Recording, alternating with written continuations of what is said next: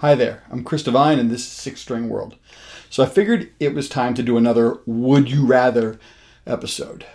The previous one I did generated some very interesting comments. And to review, the verbal game of Would You Rather usually means putting a horrible situation against another equally or worse horrible situation. For example, would you rather try out a sushi menu by a fast food chain such as maybe McSushi?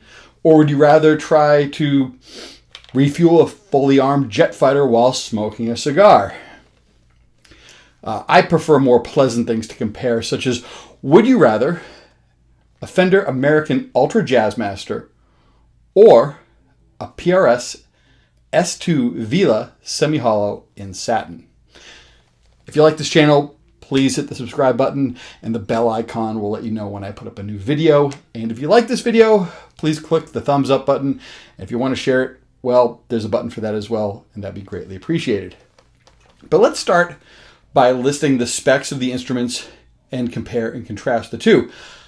First off, Fender makes a ton of guitars, and there are about a dozen variants on the Jazzmaster guitar itself. So I've done a little bit of research, and the American Ultra seems to be the best option for me, at least, in regards to the vintage specs that I love, to the modern features that I really would appreciate. I selected the Mocha Burst version, which happens to be kind of like a vintage-inspired two-tone sunburst that meets Metal Flake. I believe the solid finished version of paint usually means it gets an alder body, as opposed to the sunburst version that usually shows off an ash grain. The neck's a modern D shape. It's got a satin finish and a compound radius, which is really cool, of 10 to 14 inches. 21 medium jumbo frets. Locking tuners are also a great touch. Pickups are ultra noiseless vintage, with the control section on the upper bout having a slider switch that puts the pickups out of phase when both pickups are on and activates the thumb wheel volume offset controls, which is kind of always a weird thing for me to navigate. But engaging the volume knob, it has an S1 switch, and it overrides the pickup selector toggle and activates both pickups in series. There's also a treble bleed circuit. That means that when you roll down your volume control, you're still going to have a lot of high ends. One thing to also note is the extra volume, the extra knob, actually. From my research, it's a neck volume, a bridge volume, and a master tone control. And that's what that extra volume knob is. Now, I know vintage Jazzmasters generally have a front-mounted input jack in that same spot, but that aspect's always such a sticking point to me. I know it saves money in manufacturing process, and that's why it was done that way back in the day. But to me, it looks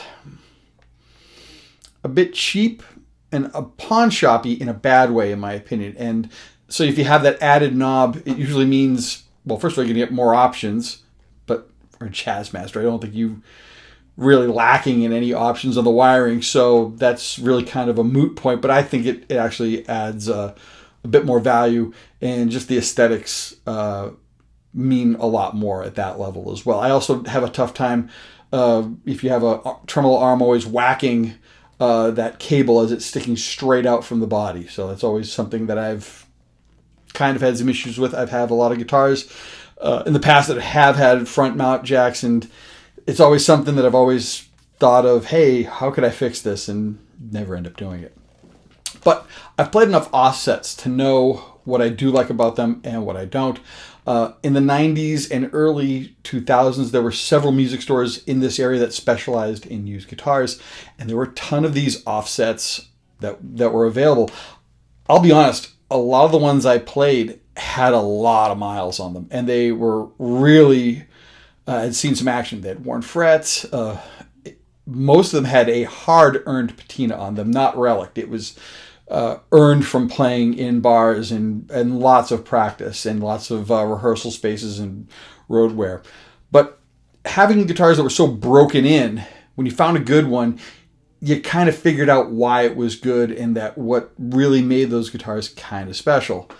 But like I said, there was always a couple little things that kind of like irked me from preventing or scoring an individual one. Maybe one, the neck wasn't as great, or the frets were not as fresh, or even maybe someone changed the pickups around, or the wiring was even screwier from someone else trying to fix it. So a lot of times if it was something I couldn't really come to grips with, I just stayed away from it. But this new version seems to be a really great fit for what I like to do. I've watched a lot of videos by Mike Adams, and he could easily be thought of as YouTube's Fender offset guitar master. Mike seems to think the big thing that this instrument is lacking is a better bridge unit. He's actually suggested many times that the Mastery bridge is a excellent upgrade for a lot of offsets, and that makes sense. It's definitely the attention to detail on certain components that you could get from a small shop like Mastery makes a lot of sense, as opposed to a stock product. If it's maybe you've got some issues with certain players, certain playing styles, in certain string gauges or whatever. But I haven't heard anybody say anything bad about Mastery and their product, so that makes sense to me. And when that first string change or that first season change comes around and it's time to do a proper setup, it might be worth it to see if the bridge replacement would be a good road to check out. If I've had no problems with it, no, everything's great, I can just keep going forward and my life will be equally as fine. But it might be worth it to check it out and see how it works after a few months of playing it and getting used to it. Pickups are always a taste thing, and thankfully there are a lot of companies out there that make Jazzmaster pickups. Lawler, Curtis Novak, Lindy Fralin, Porter, and as always, the tried and true Seymour Duncan. But, like I always like to live with a guitar before I start planning any changes. And so far, this is probably the version of the Jazzmaster that would need the least amount of attention regarding mods. I mean, the pickups sound like they would be something that would fit perfectly for what I'm doing. The noiseless plus the vintage blend is kind of something that I've always wanted. A lot of my single coil guitars are hum canceling. I love the sound of a single coil guitar. I just don't want the hum. And if this is a great blend of those two bits, that'd be right up my alley. And the price of this isn't too shabby. It does clock in at just over $2,000. And it's something I have. Well, I think it's a fair price for the guitar and what you get. It's almost a little past my particular comfort zone spending wise. And I'm almost at the idea of making a parts caster version of a Jazzmaster because of that cost. Almost because this guitar has everything kind of right out of the box, and that makes things a lot easier than trying to build something from scratch and possibly don't know what you're going to get at the end of the day. So, almost a parts caster, not quite there. Now, the other guitar in this Would You Rather is the PRS S2 Vela Semi-Hollow Satin. Now, when this guitar first came out, I was scratching my head. In fact, whenever PRS usually steps out of their normal figured maple top and mahogany back type instrument, I sometimes ask, why? And sometimes when they make a simpler instrument, I always think just might be some sort of experiment they're trying to pull off. Now, PRS still does have an S2 line with guitars with mahogany bodies, sporting pick guards, and usually have a gloss finish. They'll also happen to have a satin finish. And it makes sense cost-wise, because you're basically still getting that PRS approach at a lower cost savings, which really makes a lot of sense. And those elements are there with the Vela. Now, granted, the Vela's got a slightly offset body, along with that swooping pickguard. So it's got a bit of a retro look in a sense. And it kind of goes to the pawn shop look, but a little bit more of what I do like in pawn shop style instruments like TSOs and EKO or Harmony like instruments that were really popular in Japan and Europe in the 60s when Fender and Gibsons were just too expensive to import. But the shape and aesthetic of the Vela really grew on me. The body and neck are mahogany, and with the satin finish, the pores and grain can really be felt all around. Rosewood fingerboard has dot inlays, again, making less is more, and totally throwing out the idea that a well-made guitar needs exotic woods and crazy inlays to be worth playing in the long run. Now, the bridge pickup is derived from their Starla model, and it's kind of an open-voiced, Gretsch-like humbucker. There's a push-pull on the tone control for allowing it to go into a single coil mode, and the neck pickup is called a D-style. Now, I'm betting the D references D-Armond, because it's kind of a single coil that echoes back to that type of pickup. I don't think they make mention of the name just for trademark or legal issues. The other big variant on this guitar is the bridge, which is kind of telly-ish. It's a simple and has compensated saddles. It's a very far cry from the modern tremolo the PRS is known for, as well as the wraparound bridge that have become the standard on guitars like their Mercardis and things like that. Now, I get to play one of the Velas at one point when they came out, and I picked it up out of curiosity's sake. It was a white gloss finish version. First, the neck was fantastic, and of course it had all the qualities of a higher end PRS. The pickups were quite nice. I really loved using the D-style pickup along with the bridge pickup in single coil mode, and it kind of definitely got into that out-tellying a telly mode, which was really kind of a cool thing to have, especially for clean tones, and even for that in-between tones. You can get that nice kind of like crunchy with those happening at the same time. You get a nice little dry bite that still cuts through, which is very cool.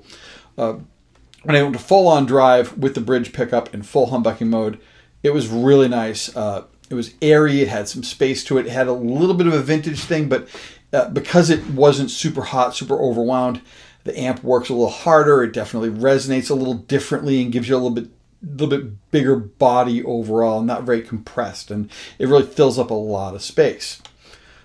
Now, it's got 22 frets, a 25-inch scale, which means it sits with the usual PRS feel. I don't happen to own a 22 fret PRS, so this is something also that kind of intrigues me as well. Now, they do also offer the Vela in a solid body version as well as a gloss finish on each version. So you get basically 4 variants you can have with this guitar. There was also a limited run that was done with some reclaimed barnwood from South America that looked very cool. You could even see nails as they planed down the planks of these disassembled buildings. You'd have little silver spots where nails once sat, and they left them in there, which is kind of cool. However, they don't happen to offer that anymore, and I believe they do carry a bit of a fair price on the used market. Might be a bit out of my range price-wise. In my experience, when you pick up a PRS guitar, you don't even have to really think of it needing any mods, maybe some strap locks. It's just so well thought out that when you grab it, you just want to play and not really tinker with it. Yes, I have modded my PRS, but that's only because it had years of playing on it, and there were a lot of changes in what I wanted in an instrument that were closer to a modern PRS, and I thought it would be perfect time to reset this guitar like a resto mod and bring it to a little bit closer of a modern spec of the PRS style instrument. Now, the only quandary I happen to have on the Vela is the color. Yeah, that's about it. My favorites are the black charcoal and the vintage cherry versions.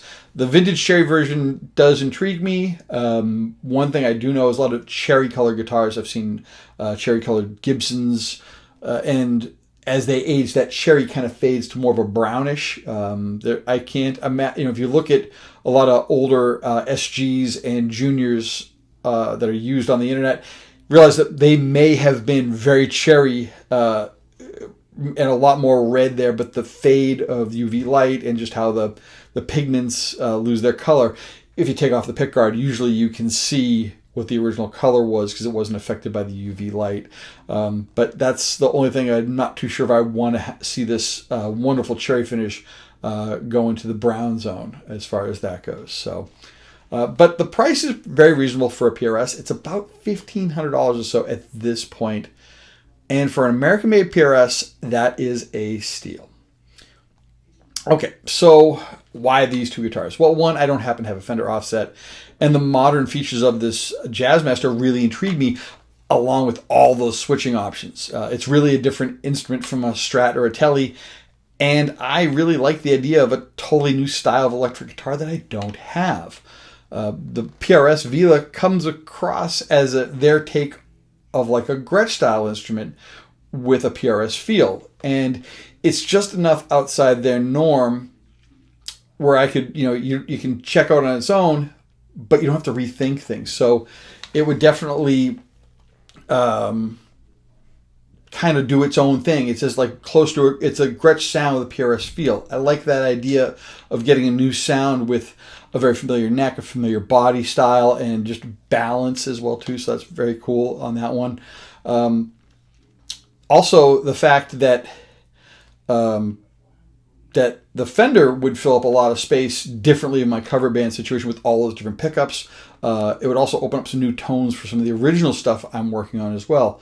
Definitely the single coil thing with all those options, you do get a lot of variants of in-betweens and blending between the two. I like that idea. The PRS really only has, you've got three-way toggle, so you get 3 pickup sounds, but you can go to push-pull, so you can get more out of it.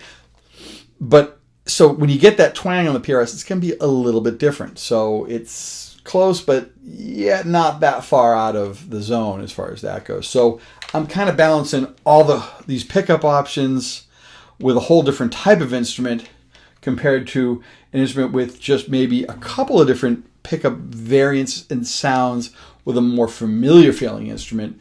And that's where I'm kind of sitting with those two. So I'd love to hear what you guys think. Which one would you rather, the Fender or the PRS? Please let me know in the comment section below. I'd love to know why and get that discussion going. Anyways, thanks for watching, and I'll see you soon. Take care.